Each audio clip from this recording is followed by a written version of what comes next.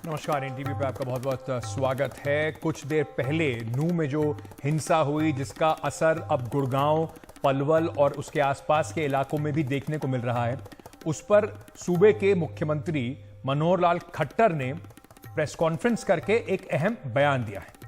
खट्टर ने कहा कि हेट स्पीच पर सख्त कार्रवाई होगी। उन्होंने ये भी कहा कि जिनका नुकसान हुआ है उनको उसकी रिपोर्ट करें और उसके ऊपर सरकार फिर आगे कार्रवाई जरूर करेगी। नूंह में जो हालात हैं इस वक्त भी तनावपूर्ण बने हुए हैं। सरकार की, पुलिस की नाकामी की तरफ कई सवाल उठ रहे हैं।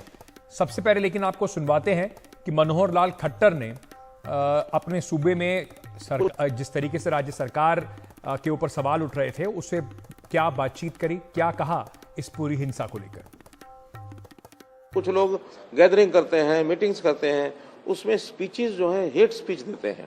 हमने निर्देश दे दिए हैं कि अगर कोई हेट स्पीच देता है उसके खिलाफ कार्रवाई करनी ही है। हमने कोई भी व्यक्ति हो, कोई हेट स्पीच दे, उसके खिलाफ कार्रवाई करो जो बनती है।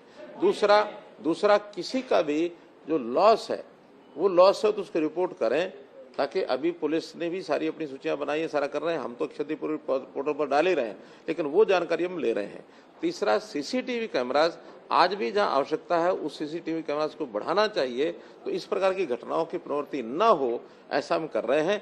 फिर भी आपसे जितनी मैंने बातचीत की है, इसके बाद भी मैं भी यहीं हूं, आप भी यहीं हैं। अभी तो हम कामना यही करते हैं कि चीजें एकदम ठीक हो जाएं। आगे कोई भी विषय है तो आपको फिर से दोबारा बुला करके फिर करेंगे। मनोहर लाल खट्टर ये कहते हुए कि हेट स्पीच के ऊपर सख्त कार्रवाई की जाएगी। नूंह में हालात अब धीरे धीरे सामान्य होते नजर आ रहे हैं। आज दोपहर 3 बजे से 5 बजे तक कर्फ्यू में 2 घंटे की ढील दी गई है ताकि लोग जरूरी सामान खरीद सकें। वहीं सोमवार को हुई हिंसा में जो मरने वालों की संख्या है अब बढ़कर 6 हो गई है। मृतकों में 2 होमगार्ड के जवान हैं और 4 नागरिक शामिल हैं। अब तक हिंसा से जुड़े मामलों में 116 लोगों की गिरफ्तारी हुई है। मुख्यमंत्री मनोहर लाल खट्टर ने कहा है कि किसी भी दोषी को बख्शा नहीं जाएगा। वहीं राज्य के डीजीपी बीके अग्रवाल ने कहा कि 90 और लोगों को हिरासत में लेकर पूछताछ की जा रही है। उन्होंने ये भी कहा कि हिंसा के पीछे किसी तरह की साजिश है या नहीं, इसकी जांच की जा रही है पुलिस के द्वारा। डीजीपी ने कहा कि वो कानून व्यवस्था को बनाए रखना उनकी प्राथमिकता है और जो लोग कानून को हाथ में लेंगे उन पर सख्त कार्रवाई की जाएगी।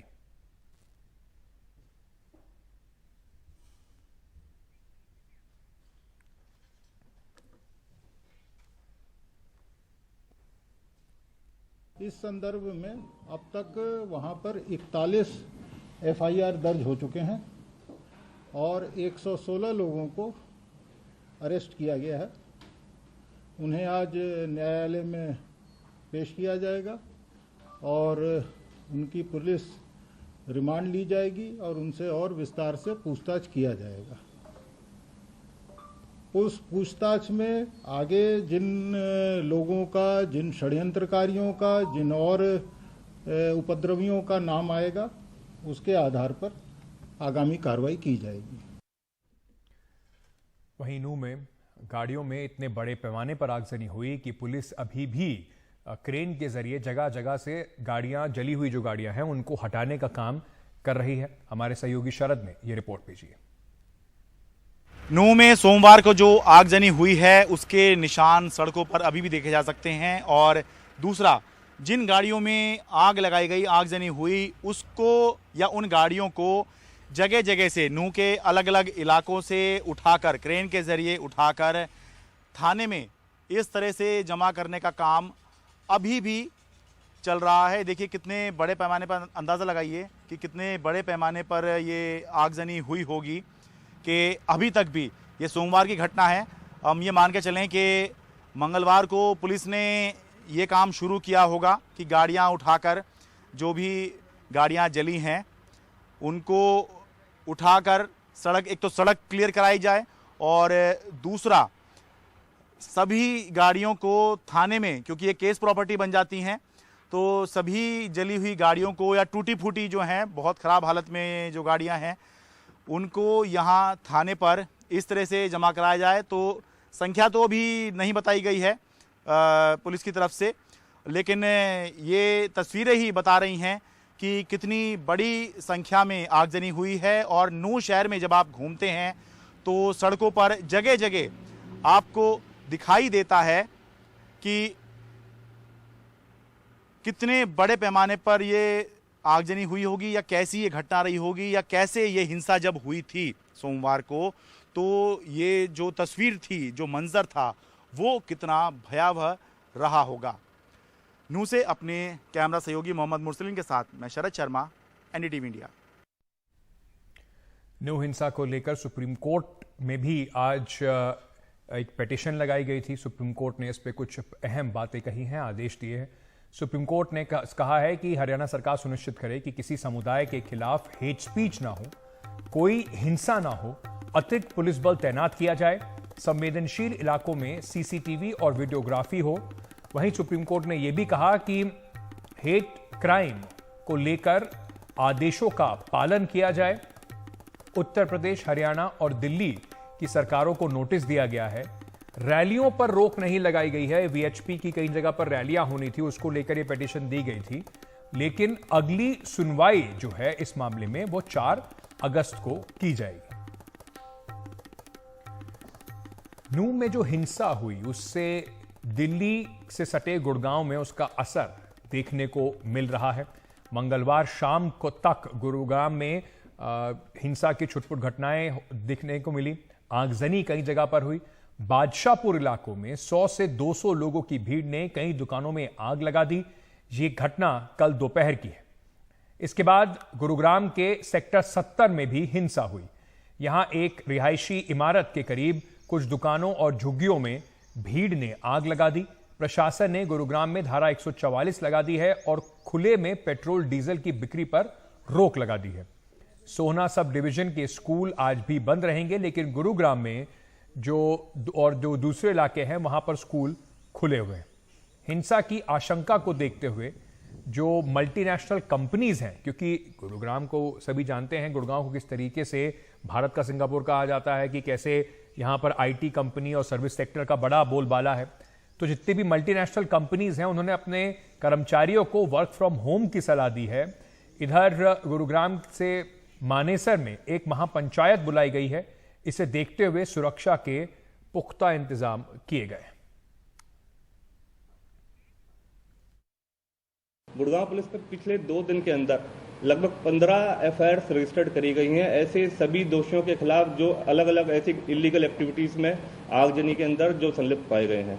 इसके अंदर जो अभी तक 8 एक्यूज्ड को अरेस्ट करा गया है और 30 ऐसे जो लोग हैं, व्यक्ति विशेष हैं, जिनके खिलाफ प्रिवेंटिव एक्शन के तहत कार्रवाई करी गई है। जितने भी लोग इस प्रकार की घटनाक्रम में इन्वॉल्व रहे हैं उनको जल्द से जल्द अरेस्ट करा जाएगा। गुरुग्राम के बादशाहपुर में हालात पर काबू पाने के लिए अब rapid action force flag march कर रही है। वहीं पे गुड़गांव में कई जगह पर ऐसे परिवार हैं जो डर के मारे, ये सब रिहाइश जो माइग्रेंट लेबरर्स हैं अलग अलग राज्यों से यहाँ पर काम करने के लिए, जो गरीब मजदूर और बाकी फैक्ट्रियों में काम करने वाले लोग हैं, वो हैं जिनके ऊपर, आम लोगों के ऊपर इस हिंसा का असर दिखाई पड़ रहा है। डर के मारे, धमकियों के बीच ये अपने गांव और घर छोड़कर जा रहे हैं। सर, आपके गए परिवार में कितने लोग हैं? 6। आपकी बेटियां हैं, कौन कौन है आप बताएंगे? ये हमारा बेटी है, बीवी है, वो हमारा बेटी है, फिर दामाद है जी। तो आप लोग कहाँ जा रहे हैं सर? अभी जा रहा है, देखिए इधर उधर रहेंगे, यही बता रहा है या रहने के चाहिए, नहीं रहना चाहिए। क्यों? कल गाँव वाला आया था, गाँव वाला बता रहा है कितना गुर्द रहेगा तुम जाके। तो क्या मतलब कोई डर है? किस लिए आप जा रहे हैं? कुछ डर लग रहा है क्या? हाँ, डर लग रहा है यहाँ पर। हाँ। क्या किसी ने कोई धमकी दी? कोई आया है यहाँ पर? नहीं, धमकी देने का नहीं है। पूरा पुलिस प्रशासन यहाँ पे पूरा रात मेरे को देखभाल कर। हाँ, पूरा पुलिस। पर फिर भी डर लग रहा है इसलिए जा रहे डर लग रहा है। तो कहाँ जा रहे हैं अभी आप लोग? आप जा रहे हैं, देखिए इधर उधर दिल्ली या कहीं? दिल्ली, हाँ, इधर उधर रहेंगे। फिर तो मैं जा जाएगा। क्या काम करते हैं सर? लेबर काम करता है सर। जी। उम्र बता दीजिए अपनी। 60। धन्यवाद सर। आप हमें बता पाएंगे कि क्या कुछ डर है यहाँ पर? हाँ, सोसाइटी में काम। तो आप काम पर नहीं जा रही हैं? नहीं, काम तो छोड़ दिया, मेरी तबीयत खराब है इसलिए मैं छोड़ दिया। अभी बैठा हूँ तो अभी जा रही हूँ इधर-उधर। कब छोड़ा आपने काम? 10 तारीख। अच्छा, तो हिंसा होने से पहले ही आपने काम छोड़ दिया? हाँ, तबीयत खराब है मेरा, क्योंकि सुबह शाम मेरे सलाइन चल रहा है, तबीयत बहुत खराब है, प्रेग्नेंट हूँ, इसलिए मैं ध्यान रखिए आप अपना। धन्यवाद हमसे बात करने के लिए। डर का माहौल है क्या यहाँ पर? क्या डर है यहाँ पे, इसलिए आप लोग जा रहे हैं छोड़कर? ऐसा तो ज़्यादा कुछ भी नहीं है, लेकिन हम लोग इतना ज़्यादा जाते हैं कि मेरी तबीयत बहुत खराब है, इसलिए मैं जाती हूँ। धन्यवाद हमसे बात करने के लिए। वहीं AIMIM के नेता असदुद्दीन ओवैसी ने कहा कि नूह में जो हिंसा हुई है वो देश की छवि उससे खराब होती है। उन्होंने ये भी कहा कि सरकारी तंत्र की नाकामी का सबूत है नूह की हिंसा। नूह में जो हिंसक घटनाएं हुई हैं उस पर बात करने के लिए मेरे साथ हैं AIMIM के लीडर और लोकसभा सांसद ओवैसी। आप कैसे देखते हैं इस घटनाक्रम को? कोशिशों के बावजूद हिंसा नहीं रुक पा रही है। नहीं, ये इसलिए हुआ क्योंकि बीजेपी की सरकार नाअहल है और उनकी नाकामी का एक खुला सबूत है। और इसलिए कह रहा हूं कि पिछले 4-4.5 बरस से बीजेपी की हरियाणा की सरकार ने इस तरह के एलिमेंट्स को जो फ़िरक़ा परस्ती को, कम्युनलिज्म को प्रमोट करते हैं और माइनॉरिटीज़ से, मुसलमानों से नफ़रत करते हैं। आपने पहले मस्जिद नमाज़ पढ़ने का एक बहाना बनाया कि वहाँ नहीं, फिर आपने उसके बाद गोश्त की दुकानें बंद कराना शुरू कर दिया, फिर आपने मेवाती लोगों को जो पसमानदा मुसलमानों में आते हैं उन पर जुल्म आपने करना शुरू किया, मारपीट की, फिर आपने गौ रक्षकों को, आपने गवर्नमेंट से उनको गौ रक्षक बनाया और उनको हथियारों का लाइसेंस दिया और उनको कहा कि खुली छूट दी कि किसी को उठाते थे, किडनैप करते थे, पीटते थे और गाड़ियों को रोकते थे, वीडियोस बनाते थे। और फिर ये जुलूस के निकलने से 3 दिन पहले जो आरोपी है जुनैद और नसीर राजस्थान में, जो राजस्थान से किडनैप कर हरियाणा में जला दिए, वो वीडियो डालता है कि आप लाखों की तादाद में जमा हुई, अनाप शनाप बकता है। फिर कई दूसरे उनके जो हिंदू राइट विंग ऑर्गेनाइजेशन के लोग हैं वो वीडियो डालते हैं कि अपना GPS शेयर करेंगे, प्रोवोकेटिव बातें करते हैं कि हम फूल माला लेके आना हमारे लिए, वहाँ ठहरना, ये मत बोलना कि हम तुमको इत्तला नहीं दिए। हिंसा हुई जो कंडेमनेबल है, इसको हम कंडोन नहीं करते। वहीं नूह हिंसा पर जो मांग हो रही है कि क्या SIT गठित करके इसकी जांच की जाएगी, इस पर मुख्यमंत्री मनोहर लाल खट्टर ने बयान दिया है कि इस पर कोई SIT का गठन नहीं होगा। जो पुलिस है, डिस्ट्रिक्ट पुलिस है, वही इन मामलों की जांच करेगी। देखिए, जितना बड़ा हमारा पूरा यानी पुलिस का टॉप वहाँ गया हुआ है, DGP वहाँ बैठे हैं, ADGP CID वहाँ बैठे हैं, हमारी ADGP लॉ एंड ऑर्डर ममता सिंह वहाँ बैठी हैं, हमारे वहाँ के जो IG हैं साउथ रेंज के वो वहाँ बैठे हैं। SIT होती है, कोई एक आध घटना होती है और जिसमें कोई एक आध ऑफिसर के नीचे 2-4 लोग लगा के उसकी इन्वेस्टिगेशन करें। ये सब लोग बैठे हैं, इनके बैठने के बाद कोई SIT का वर्क बचता नहीं। चलिए, इस घटना पर हमारी नजर रहेगी। छोटा सा एक ब्रेक ले रहे हैं, उसके बाद जब वापस आएंगे तो पार्लियामेंट में आज कैसा जोरदार हंगामा बरपा दिल्ली का जो बिल है उसको लेकर, उस पर बातचीत करेंगे। छोटे से ब्रेक के बाद वापस आ रहे हैं।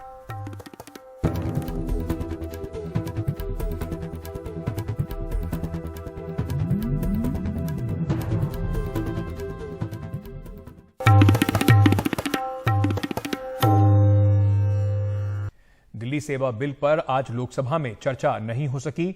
विपक्ष के हंगामे के चलते लोकसभा की कार्रवाई कल तक के लिए स्थगित हो गई।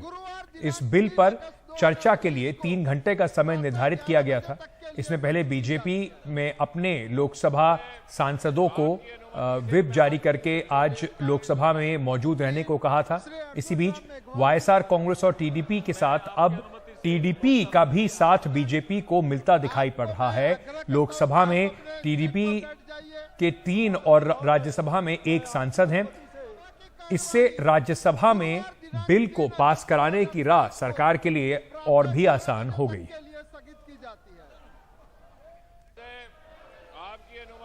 लेकिन आज खुद देखो सदन के अंदर क्या हो गए। एक नया नजारा पेश करते हुए सत्तारूढ़ पार्टी खुद सदन को ठप कर दिए। मतलब सरकार ने खुद सदन को ठप कर रहे हैं।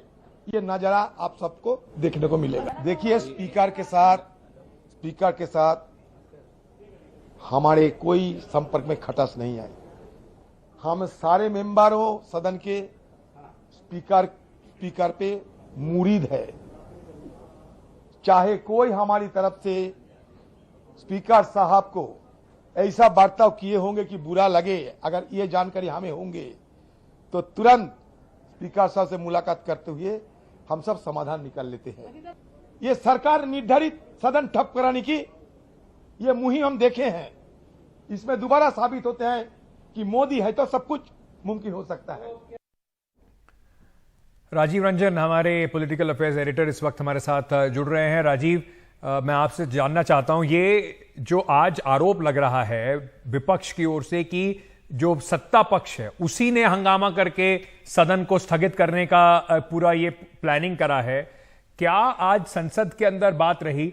और अब क्योंकि ये चर्चा नहीं हो पाई है तो इस पे आगे की कार्रवाई क्या होगी? देखिए, लोकसभा में अब इस पर चर्चा कब होगी इसको लेकर अभी तक कोई साफ तौर पर नहीं कहा गया है। सत्ता पक्ष से जब हम लोगों ने पूछा कि आप लोग कब इस पर चर्चा कराएंगे तो कहता है कि वो उनका कहना है कि हम तो चर्चा कराने के लिए आज भी तैयार थी, पर विपक्ष के जो हंगामे कर रहे थे इस वजह से संसद की कार्रवाई ठप हो गई और कल तक स्थगित हो गई। लेकिन जो सबसे बड़ी बात, दो चीज़ें निकल के आ रही है। सबसे बड़ी बात ये निकल के आ रही कि लोकसभा अध्यक्ष जो है विपक्ष के रवैये से खासे नाराज है। जिस तरह से मंगलवार को जो विपक्ष के सदस्यों ने वेल में आके जिस तरह से जो नारेबाजी की और आसन की गरिमा को ठेस पहुंचाया, ऐसा लोकसभा अध्यक्ष का कहना है। इस वजह से नाराज है और अपनी नाराजगी उन्होंने दोनों पक्षों की ओर से जाहिर कर दी और यही वजह है कि संसद भवन में होते हुए भी जो चेयर पर लोकसभा अध्यक्ष आज नहीं बैठे, कल वो लोकसभा के अध्यक्ष के चेयर पर संसद में बैठेंगे या नहीं अपने उस पर कहा नहीं जा सकता। उनकी नाराजगी अभी तक बरकरार है। दूसरी बात जो निकल के आ रही है कि सत्ता पक्ष एक खास रणनीति के तहत आज इस बिल पर चर्चा नहीं कराया। हो सकता है कि संभवतः कल वो चर्चा कराए। ये सत्ता पक्ष अगर चाहे तो इस बिल पर आराम से चर्चा करा सकता है, लेकिन उनको हो सकता है कि सत्ता पक्ष की कुछ खास रणनीति हो, इसके तहत संभवतः कल या दूसरे कोई और दिन जो है चर्चा कराएगा। थोड़ी देर बाद जो चीजें स्पष्ट निकल के सामने आ जाएगी। बहुत बहुत शुक्रिया राजीव हमारे साथ जुड़ने के लिए और ये जानकारी हमें देने के लिए। चर्चा कब होगी, कैसे होगी, इस पर अभी तक कुछ बात साफ हो नहीं पाई है, लेकिन एक बार फिर से ना तो सत्ता पक्ष और ना ही विपक्ष अपनी स्थिति से हटने को तैयार है, तो बीच का रास्ता निकलना मुश्किल अभी दिखाई पड़ रहा है। छोटा सा एक ब्रेक लेके वापस आ रहे हैं। चलिए, ब्रेक पे जाने से पहले एक और पार्लियामेंट से जुड़ी हुई खबर जो है उसी के पे आपको जानकारी दे देते हैं कि मणिपुर के हालात पर ज्ञापन देने के लिए आज विपक्षी गठबंधन इंडिया के सांसदों ने राष्ट्रपति से मुलाकात की। हाल ही में मणिपुर से 2 दिनों के दौरे से 21 सांसद जो वापस आए हैं उनका प्रतिनिधिमंडल राष्ट्रपति से मिला। उन्होंने आज राष्ट्रपति से मिलकर ये कहा कि वहां पर हालात बहुत खराब हैं और साथ ही साथ ये भी अपील की कि राज्यसभा में 267 का जो नियम है उसके नियम के साथ वहां पर चर्चा इस पूरे मामले पर कराई जाए। कांग्रेस के अध्यक्ष मल्लिकार्जुन खड़गे ने जब राष्ट्रपति से मिलने के बाद बाहर आए तो उन्होंने कहा कि विपक्ष लगातार इस मुद्दे पर नियम 267 के तहत चर्चा कराने की मांग कर रहा है, लेकिन सरकार इस पर चर्चा नहीं चाहती, हमें बोलने नहीं दे रही है। खड़गे ने यह भी कहा कि मणिपुर में हजारों लोग विस्थापित हुए हैं, कई लोगों की जान गई है, महिलाओं पर अत्याचार हो रहे हैं और इस स्थिति में के बारे में राष्ट्रपति को अवगत कराना आवश्यक था। हमने मेमोरेंडम में उनको पेश किया। उन्होंने कहा ये जो आपका मेमोरेंडम है मैं इसके बारे में सोचूंगी, ऐसा उन्होंने आश्वासन दिया है। मेन डिमांड यही है कि प्रधानमंत्री वहां पर जाए या बात करे वहां का सिचुएशन क्या है और वहां पीस लाने के लिए, शांति लाने के लिए क्या क्या कदम उठाना वो करना चाहिए और वहाँ के लोगों को जो राहत मिलना चाहिए वो देना चाहिए।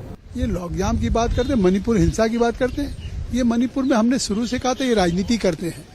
आखिर वहाँ गए, गवर्नर साहब से मिली, इसके बाद अब प्रेसिडेंट ऑफ इंडिया से मिल रहे हैं। जब खुद गृह मंत्री कह रहे हैं कि हम मणिपुर पे चर्चा करने के लिए तैयार हैं, विस्तार से चर्चा करने के लिए तैयार हैं। उन्होंने पत्र लिख करके दे दिया अधीर रंजन चौधरी को, खड़गे साहब को। तो अब सदन में चर्चा नहीं कर रहे हैं, सदन से ये विपक्ष भाग रहा है। Ma'am, opposition parties leaders going to meet the president on the issue of Manipur. What would you like to say? They are continuously doing that. Now, what can I say about it? They are not letting the parliament run at all. It's very disgusting. Haryana में आज कोई नई हिंसा की घटना नहीं हुई, लेकिन कल की हिंसा से डरे हुए लोग गुरुग्राम छोड़कर जा रहे हैं और कई लोग ऐसे हैं जो पलायन कर रहे हैं, लेकिन डरे जरूर हुए हैं। हमारी सहयोगी प्रियांशी की ये आंखों देखी। हरियाणा के गुरुग्राम में आज हिंसा के कोई भी किस्से रिपोर्ट नहीं किए गए हैं और प्रशासन का कहना है कि मामला अब पीसफुल हो चुका है। पर इसके बावजूद बहुत से लोग हैं जो गुरुग्राम छोड़कर जा रहे हैं और बहुत से लोग हैं जो यहाँ डर में रह रहे हैं। तो अभी जब से ये माहौल ऐसा चल रहा है कल से, क्या वो 30 लोग काम पे आ रहे हैं? नहीं, 3 लेडीज 1 लड़का आया बस, बाकी सारा घर पे ही है, रूम पे। तो कोई काम पे नहीं आया, कोई काम पे नहीं आया। 30 हाउसकीपर्स आपके अंडर हैं, 30 में से कोई भी काम? 4 आया, 4 3 लोकल है, तीनों लेडीज लोकल का है, वही आया बस, बाकी कोई नहीं आया जी। तो क्यों नहीं आ रहे हैं, किस बात का डर लगा है? वही कल हमारा एक हाउसकीपिंग को मारा था वहाँ पे रास्ते पे, वो गाड़ी लेके जा रहा था, उससे नाम पूछा, नाम पूछ के नाम बताया, आगे एक बात भी नहीं बोला, सीधा मार चालू हो गया। तो हमारा जो क्या हुआ उनके साथ, उन्हें पीटा गया? हाँ, उनको पीटा गया।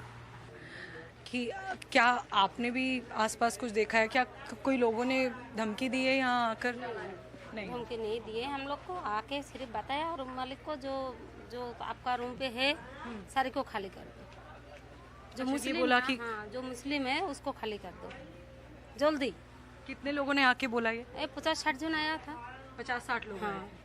कितने दिनों में खाली करने को बोला? 2 दिन से, 2 दिन के अंदर अंदर खाली कर दो। और ये कल आए थे? हाँ, कल शाम को आए थे 7 बजे। अच्छा, तो सारे लोग तो चला ही गया। हम लोग 15-16 आदमी घर है, ये बचा हुआ है। कितने घर हैं यहाँ पर? सिर्फ 100 का ज्यादा हो गई। और अब कितने फैमिलीज बची हैं यहाँ पर? 15-16 आदमी है इधर। 15-16 परिवार बचे हैं। 100 परिवारों में से 15-16 बचे चले गए। तो आप लोग क्यों नहीं जा रहे हैं? डर का माहौल है? अगर आप पैसा नहीं है हाथ में जाने के लिए, किराए भी नहीं है, कैसे जाएंगे? खाना रास्ता में खाना पीना चाहिए। से आए हुए करीब 7 दिन हो गए, तो आए पैसा भी नहीं है अभी घर जाने का।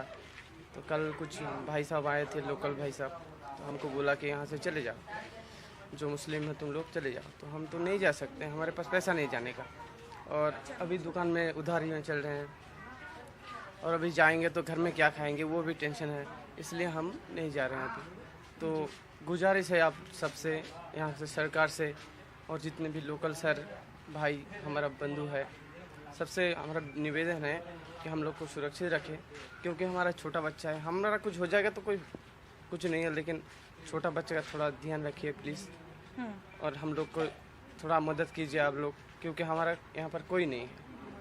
हम बहुत तकलीफ़ से आए घर से, घर में हमारा बहुत कुछ भी नहीं है, पैसा भी नहीं है ज़्यादा, तो कमाने खाने के लिए यहाँ पर आए हैं। तो जैसा कि आपने सुना कि यहाँ पर लोग एक कांस्टेंट डर में रह रहे हैं। पिछले 2 रातों से वो सो नहीं पाए हैं और वो ये भी कहते हैं कि अगर ऐसे ही चलता रहा तो अगले 2-3 दिन में वो खाना भी नहीं खा पाएंगे। और ये उनकी अपील है पीस के लिए कि शांति बनाई जाए, क्योंकि इन लोगों का किसी भी हिंसा में कोई भी रोल नहीं है। इनको बस काम करना है, अपना खाना खाना है, उसी के लिए ये बंगाल से यहाँ आए हैं और यही इनकी अपील है शांति के लिए। हरियाणा के गुरुग्राम में कैमरा पर्सन मनोज ठाकुर के साथ प्रियांशी शर्मा, एनडीटीवी इंडिया के लिए। कितना मजबूर, आपने सुना होगा वो व्यक्ति जो कह रहा था कि उसका छोटा बच्चा है, उसको कुछ हो जाए कोई बात नहीं, कम से कम उसके बच्चे को छोड़ दीजिए। पैसे नहीं है वापस जाने के लिए, मजबूरी में अपना घर छोड़ के कोई कहीं जाता है काम करने के लिए, और उसके बाद सबसे ज्यादा असर जो इस तरह की हिंसा का होता है, जिसमें कुछ लोगों को फायदा जरूर होता होगा राजनीतिक तौर पर अपने आप को आगे बढ़ाने के लिए, लेकिन सबसे ज्यादा नुकसान आम आदमी का होता है, ऐसे लोगों का होता है। इसका जरा जरूर ध्यान दीजिएगा। छोटा सा एक ब्रेक लेके वापस आ रहे हैं। बेंगलुरु के एक सॉफ्टवेयर प्रोफेशनल से एक महिला ने 1 करोड़ रुपए ब्लैकमेल करके वसूले। साइबर क्राइम पुलिस स्टेशन में जैसे ही उसने खबर दी तो 84 लाख रुपए रिकवर कर लिए गए। साइबर फ्रॉड हर रोज औसतन 1 करोड़ रुपए की उगाही जो है वो कर्नाटका से कर रहे हैं। पुलिस ने 2 नंबर जारी किए हैं और हिदायत दी है कि अगर आपसे कोई इस तरह की कोशिश करता है, साइबर क्राइम का आप शिकार होते हैं, तो जल्द से जल्द मामले को दर्ज कराएं। बेंगलुरु के व्हाइटफील्ड पुलिस थाने में दर्ज एफआईआर के मुताबिक एक महिला ने एक सॉफ्टवेयर प्रोफेशनल को वीडियो कॉल किया, फिर अचानक अपने कपड़े उतार दिए, इसे डबल विंडो में शूट किया, फिर ब्लैकमेल का सिलसिला शुरू हो गया। उसने पुलिस में शिकायत फौरन दर्ज करवाई। पुलिस ने आरोपी का बैंक अकाउंट ब्लॉक कर 84 लाख रुपए की निकासी रोक दी। दूसरे शहरों की तरह यहां भी साइबर फ्रॉड और एक्सटॉर्शन काफी बढ़ गए हैं। साइबर अपराधियों ने केवाईसी डिटेल मांगकर देखते ही देखते अजमत के 40,000 रुपए उड़ा लिए। मैं नेट ब्राउज कर रहा था मोबाइल के ऊपर, सडनली एक मैसेज पॉपअप हुआ, you have to submit your KYC. मैं मोबाइल पर ब्राउज कर रहा था, फौरन एक पॉपअप आया कि केवाईसी अपडेट करें नहीं तो सर्विस बंद कर दी जाएगी। पैनिक में मैंने जैसे ही अपडेट किया मेरे अकाउंट का बैलेंस 0 हो गया। The entire amount had been debited from my account. Cyber अपराधों से जुड़े जो डेटा फिलहाल मौजूद हैं, उनसे पता चलता है कि इस साल जून तक यानी पहले 6 महीने में ही कर्नाटका में साइबर फ्रॉड के 1325 मामले दर्ज हुए। पिछले साल 350 करोड़ रुपए से ज्यादा के साइबर फ्रॉड के मामले सामने आए, यानी हर रोज औसतन 1 करोड़ रुपए की धोखाधड़ी। ऐसे मामलों में तकरीबन 14% रकम ही अब तक रिकवर की जा सकी। बढ़ते साइबर अपराध को देखते हुए पुलिस ने 112 और 1930 2 विशेष सेवाएं शुरू की हैं। If the information comes to us early, the recovery possibility will be more. अगर पुलिस के पास जल्दी सूचना दी जाती है तो रिकवरी की संभावना बढ़ जाएगी। हम लोगों को बताना चाहते हैं कि जैसे ही वो साइबर शॉट के शिकार हों, फौरन 112 या 1093 पर कॉल करें। हमारा प्रयास होगा कि मनी को रिकवर किया जा सके। लचीले कानूनों की वजह से साइबर अपराधियों की हिम्मत इतनी बढ़ चुकी है कि इन लोगों ने कर्नाटका के मौजूदा डीजीपी से भी कुछ वक्त पहले 10,000 रुपए ठग लिए थे। साइबर अपराधी कॉम्प्लेक्स तकनीक का इस्तेमाल करते हैं, ऐसे में इनकी धरपकड़ पुलिस के लिए काफी मुश्किल होती है। साइबर अपराधियों ने कर्नाटका के एक पूर्व डीजीपी आईजीपी को भी नहीं बख्शा था, वो भी साइबर अपराधियों के शिकार हो गए थे। ऐसे मामलों की रोकथाम के लिए और इन अपराधियों की धरपकड़ के लिए जरूरत है एक विशेष प्रशिक्षित पुलिस फोर्स की, जिसकी कमी हर जगह है। बेंगलुरु से कैमरामैन गोविंद मूर्ति के साथ निहाल खिदवई, एनडीटीवी इंडिया। कोई मैसेज अगर आपके फ़ोन पर आता है किसी अननोन नंबर से, पैन अपडेट कर दीजिए, आधार अपडेट कर दीजिए। जब तक सुनिश्चित ना कर लें कि वो आपके बैंक का ही मैसेज है, उस पर क्लिक ना करें, किसी तरीके से भी अपडेट ना करें, वरना आपके लिए मुश्किल हो सकती है। आज के लिए इतना ही, छोटा सा एक ब्रेक ले रहे हैं। खबरों का सिलसिला एनडीटीवी पर जारी है।